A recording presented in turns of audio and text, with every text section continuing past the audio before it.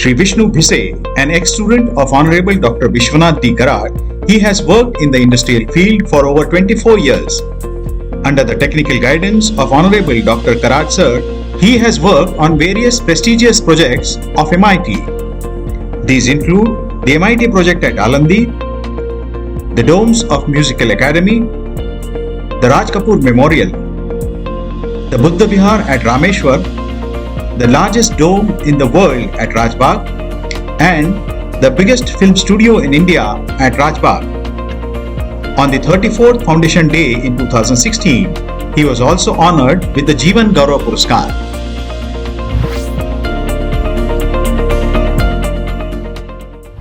जेव्हा श्रीकृष्णाला समजलं की याला अजून सांगण्याची आवश्यकता आहे अर्जुनाला, मग योग म्हणजे काय, स्थिर बुद्धी म्हणजे काय, स्वधर्म म्हणजे काय, स्वधर्माचं पालन की मी प्रत्येकाच्या बुद्धीनुसार आणि शारीरिक क्षमतेनुसार त्याच्या जीवनामध्ये त्यांनी काय कार्य करायचं, विहित कर्म त्याला कोणतं द्यायचं हे मी ठरवतो ईश्वर, आणि तो त्याच्यानुसार त्यांनी काम केलं पाहिजे, तो स्वधर्म. स्वधर्मे निधनम श्रेयः परधर्मो भयावह असं सांगितलं. म्हणजे स्वतःचा धर्म, स्वतःचं कार्य करताना तुम्हाला मृत्यू आला तरी तो श्रेष्ठ आहे, परंतु दुसऱ्याचं धर्माचं पालन करणं हे फार भयावह आहे, असं ते स्वधर्माच्या बाबतीत सांगितलं.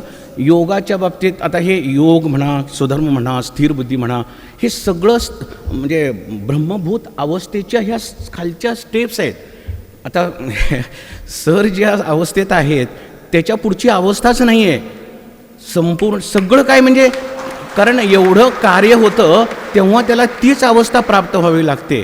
आता म्हणजे ज्ञानेश्वरीचे, भगवद्गीतेचे, संस्कृतचे गाडे अभ्यासक समोर बसलेले आहेत, परमपूज्य आदरणीय पंडितजी गाडगीळ साहेब, त्यांच्यापुढे मी बोलणं किंवा संजय उपाध्ये सर असतील याच्यातले तज्ज्ञ, त्यांच्यापुढे मी बोलणं म्हणजे थोडंसं लहान तोंडी मोठा घास घेतल्यासारखंच होतं आहे.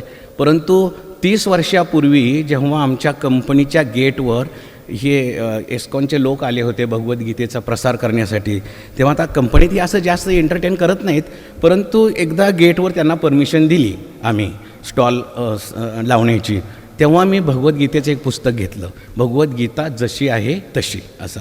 मग ते वाचत असताना त्याच्यातून जो मला छंद लागला, त्याच्यातून गीता रहस्य, गीताई, दैनंदिन गीता वगैरे अशी पुस्तकं वाचण्यात आली, आणि त्याच्यातून मग ते संपूर्ण अशी माहिती झाल्यानंतर माझी प्रयोगशाळा, मी कंपनीत होतो तेव्हा फक्त थिअरी वाचायचो, म्हणजे पुस्तक वाचायचो, ते मी इंजिनिअरिंगचं काम बोलत नाही, हे म्हणजे अध्यात्माचं, ती थिअरी. अरे प्रॅक्टिकल कुठे बघायला मिळणार, प्रयोगशाळा कुठे आहे, कंपनीत तर काही असं काही चालत नाही.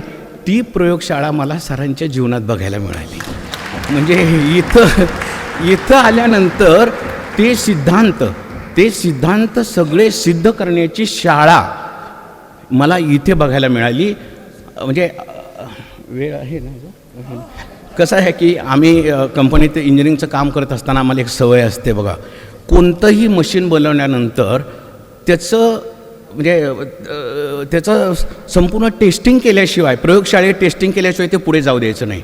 मग ते काही असो, इथे काम करत असताना मला सरांनी अनेक प्रोजेक्टमध्ये काम करण्याची संधी दिली. पण एकदा काय झालं, आळंदीचा गरुडखांब जेव्हा केला आणि तो आम्ही रात्री 2:30 वाजता बसवला, तेव्हा ते आता त्याची ते टेम्पलेट करणं, फाउंडेशन बोल्ट करणं, ते व्यवस्थित बसतोय का नाही बघणं, त्याचं ते वेल्डिंग वगैरे ते सगळं आम्ही केलं व्यवस्थित.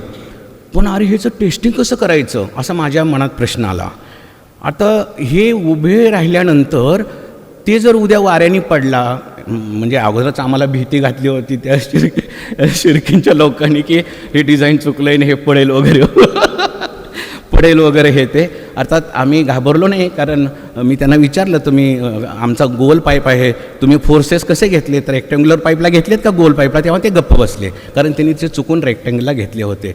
गोल पाईपला फोर्स घेतला तर एवढा प्रेशर डेव्हलप होत नाही तो, तर असा तो विषय आहे वेगळा. पण एकदा झालं की मग मला रात्रभर झोप नाही लागली की हे कसं व्हायचं. आता म्हणजे सरसुद्धा मला म्हणायचे की अरे तुझ्या तर चेहऱ्यावर काय टेन्शनच दिसत नाही रे. मी म्हटलं सर बसेल नक्की, कारण आम्हाला माहीत आहे की आम्ही टेम्पलेटने वगैरे व्यवस्थित केलं आहे. मग टेस्टिंगचं जी माझ्या मनाला जे त्याचा म्हणजे एक चटका लागला, रात्रभर झोप नाही की ह्याचं काय होईल काय नाही आहे, टेस्टिंग नाही केलं आपण, टेस्टिंग नाही केलं, हे म्हणजे कंपनीतली सवय ही.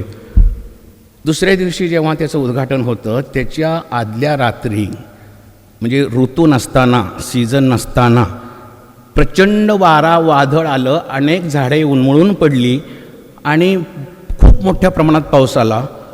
आणि जेव्हा मला कळलं की उद्या उद्घाटन आहे, सरांनी मला आळंदीला बोलवले सत्काराला वगैरे, आम्ही नवीन होतो त्यावेळेला, मला काय एवढं, आणि त्यावेळेला ते जेव्हा पाऊस आलेला बघितलं, झाडे उन्मळून बघितलं, तेव्हा माझ्या मनात थोडंसं आलं, अरे हे आपलं टेस्टिंग केलं माऊलींनी.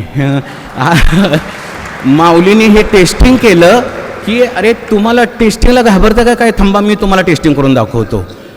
आणि खरंच तो सीझन नव्हता त्यावेळेला, तरी म्हणजे ही जी अनुभूती येते, ही अनुभूती ही अशी सरांच्या कार्यातून आम्ही अनेक वेळा, हे आत्ताच हे एक उदाहरण मी सांगितलं, अशी कितीतरी उदाहरणं आहेत की आम्हाला त्याची अनुभूती आली. डोम बनवताना तर किती संकट आली, काय झालं, परंतु ईश्वराने पाठवल्यासारखा एखादा मनुष्य त्यांच्यापुढे येऊन उभा राहायचा आणि मग ते असं तसं, मग मी करू का ते, हे सर म्हणजे तुम्हाला कोणी पाठवलं तुला, नाही ते मला यांनी सांगितलं मग मी आलो. आणि त्याच कामासाठी आदल्या दिवशी आम्ही चर्चा केलेली असायची, अरे हे कसं करायचं किंवा हे, आणि तोच मनुष्य दुसऱ्या दिवशी त्यांच्यासमोर हजर राहायचा. तर ही जी अनुभूती आहे ही ह्या संपूर्ण ह्याच्यातून येत असते, कार्यातून सरांच्या.